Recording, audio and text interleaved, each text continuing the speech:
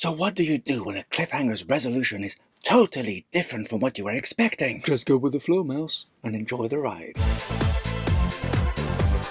Hey, Commander Fennec here, and yeah, I don't think anyone saw this coming. I have to admit, the surprise was very effective.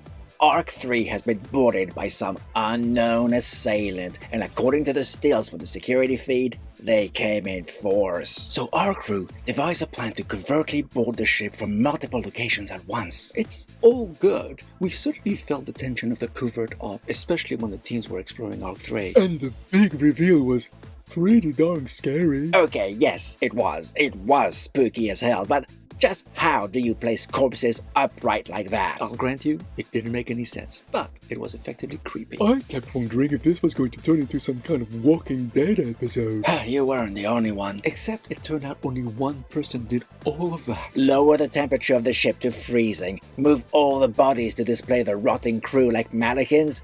You've got to be not only strong and resourceful to do this, but totally out of your mind. Can't say anything about the former, but the latter was most definitely confirmed. And in the whole universe, one sister happens to find her long-lost brother. I mean, what are the odds? To be frank, this is far from the most improbable thing that happened on this show. True.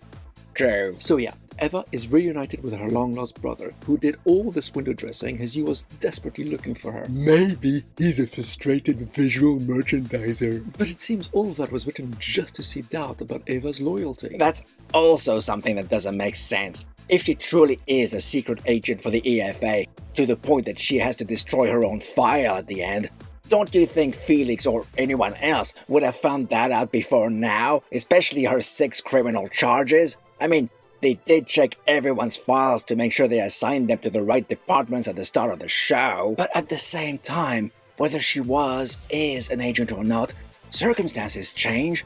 Arc 1 was on the brink of destruction and she proved her loyalty to her new crew many times over.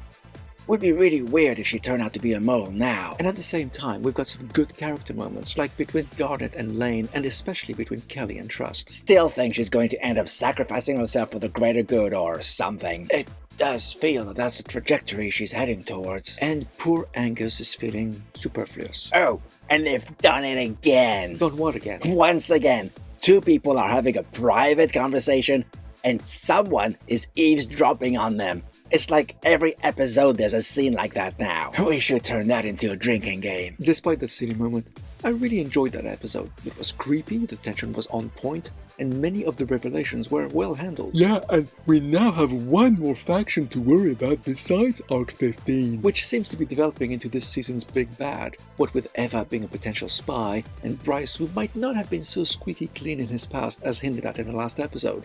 So, all in all, a good story. Find a clever way to upgrade the ship. You mean like us and our new chairs? Fancy, eh?